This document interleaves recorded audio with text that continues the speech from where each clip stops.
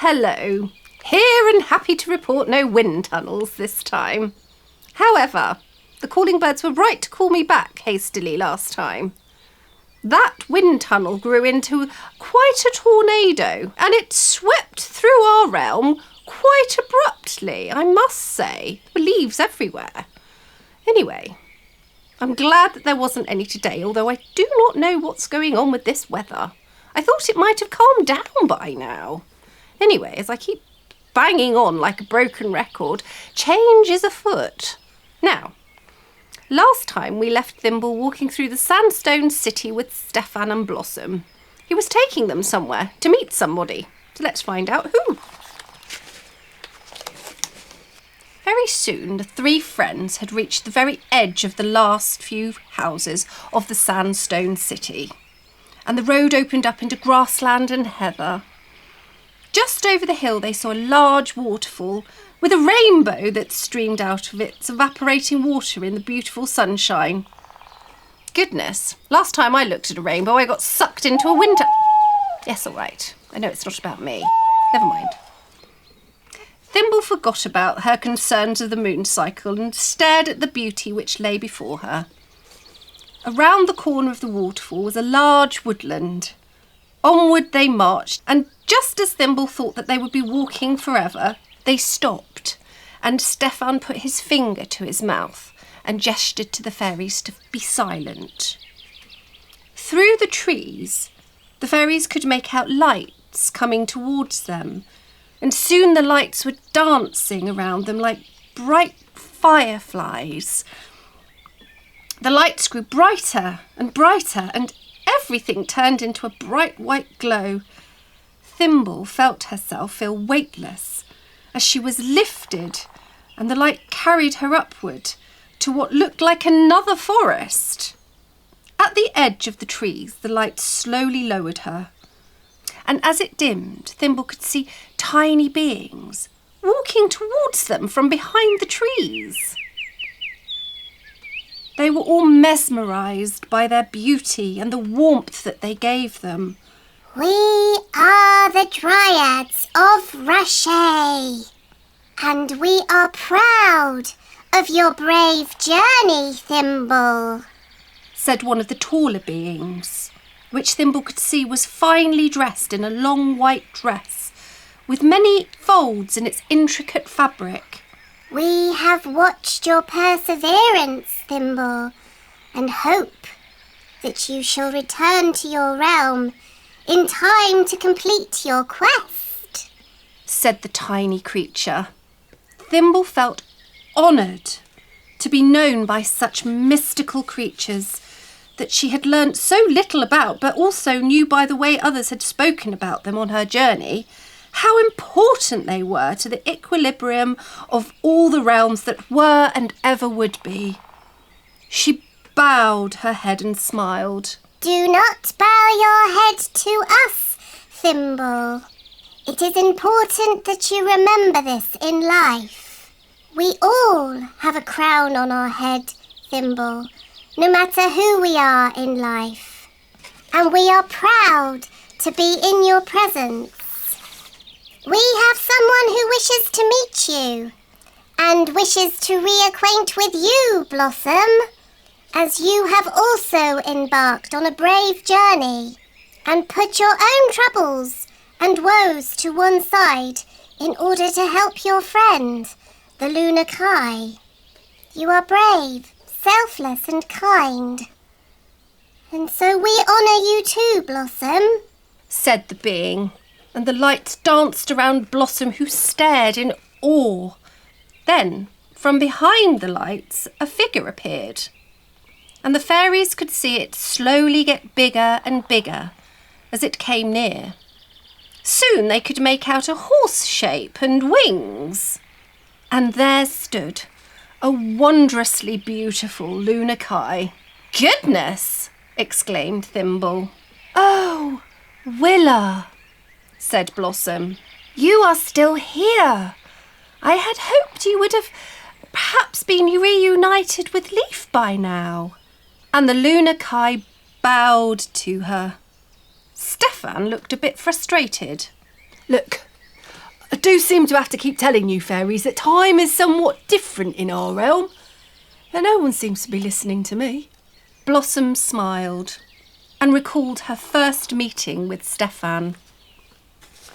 Stefan was head gatekeeper and would be on lookout throughout the long flatland nights to ensure that all his tunnels remained intact and, more importantly, to make sure no one found them or the city that they led to. It was on one of those long cold nights that he'd first noticed his tunnels being disturbed by something, or rather someone. Yes. Clumsily walking over his earth mounds up on the flats. When he had poked his head out to see who was being so thoughtless, he found Blossom pacing up and down, trying to decide the best direction to head in. Could you please be quick? You are disturbing my tunnels, he asked politely, and Blossom jumped out of her skin and quickly produced her wand from her pocket. "Keep you in chains!" she exclaimed. And with a flash, poor Stefan found himself in shackles and chains, making him bound and unable to move at all. Oh, dear. I'm not a flatland troll. You don't have to fear me. So please, release your magic. He sighed as he tried to break free. Blossom had heard of sand trolls, but had not expected to see one here, or indeed ever see one. "How do I know you are telling the truth?" said Blossom, still with her wand poised for more magic. "Well, why don't you tell me why you are here and I'll try and ease your worries a little," said Stefan, letting out a big sigh as he gave up trying to break free. Blossom told him that she had come in search of another lunar Kai for her one and only companion Leaf, and told him all about her journey after banishment from the royal household of Moorland Valley, and how she wished more than anything to one day have a real home to call her own again. Stefan listened and looked thoughtful for a moment. Then he pursed his lips together and gave out a high-pitched whistle. Blossom was a little nervous, as she had no idea sand trolls had no magic whatsoever, and took a few steps back. Then, over her head, she could hear the flap of wings, and for a brief moment she thought it was Leaf. Then she could see, although it was indeed a lunar Kai, it wasn't Leaf at all. Down swooped the beautiful creature, which bowed its head to Blossom, and then released the sand troll from her magic. Relieved and overjoyed to see another lunar Kai, Blossom flung her arms around the horse's neck and gave it a big kiss, before running over to Stefan and giving him a big kiss too. "Does that mean you can trust me now?" inquired Stefan, brushing himself down. Blossom apologised for her brash use of magic, but explained that she was very jumpy in the flatlands because of her prior experience of Doran's tribe. Well, yes. The lunar Kai, which had joined them, listened to Blossom carefully before it spoke. "I am Willa. I am the last lunar Kai," it said, looking solemn. Blossom seemed to be very excited and danced around the baffled creature with so much joy that she fell into a heap on the ground laughing. "You are not the last lunar Kai," she eventually said with excitement. "You are one of two, and my dear friend Leaf is longing to find you," she said, and the lunar Kai looked shocked and confused. For on the fateful evening Willa had disappeared, she had wandered away from the dense shrubs of the opals and ventured too close to the overgrown fence at the edge of that realm which led into the flatlands, and soon found herself caught in one of Doran's trolls' nets. Willa had pleaded with the burly beast to free her, and after some thought, he told her that if she flew him to his forest, he would indeed free her and she could return to her life unharmed. Frightened of what may happen if she did not, Willa carried the heavy troll back to the forests of the flatlands. But this had been a trick to lure her into the troll's camp and she only just managed to escape another net being thrown as she fled for her life north. Goodness me, I know. Do not return. There will be nothing and no one to return to. You are now the last of your herd, said the angry troll, waving his fists in the air and shouting. And as she disappeared into the night air, something made her believe the troll's evil words, and with a broken heart, she looked for shelter. She soon found the gateway to Rocher and was invited by Stefan and the other sand trolls to live with them, and they promised to always protect her. And there she had been ever since, believing until now that she was the last of her kind. Hearing Blossom's words filled her heart with hope, and Stefan was overcome with joy for his friend and hugged her. Willa, he said, with a tear in his eye. You must return to your herd. Make haste this quiet evening, my friend, and do not stop until you have found Leaf. Willa looked at her friend and bowed.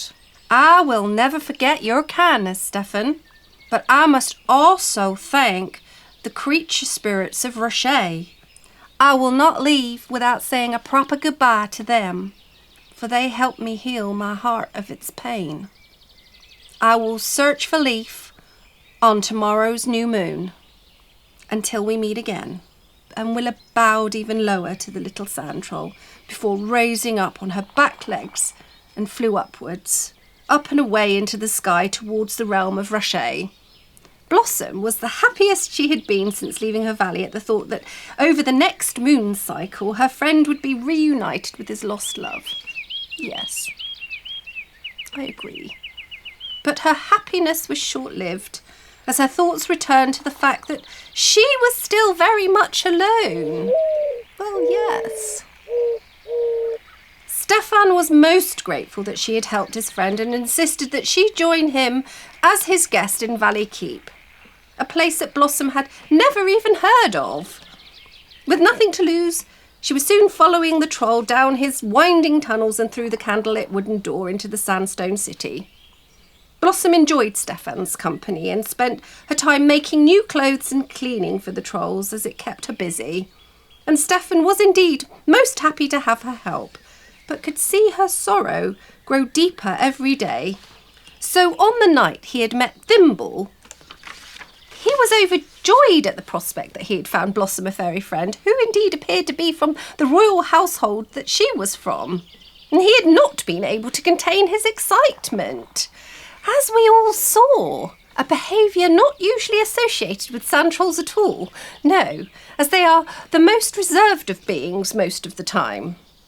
Finally, somehow, through luck, chance or destiny, Thimble and Blossom were reunited, and the troll's concern for his friends was somewhat lifted.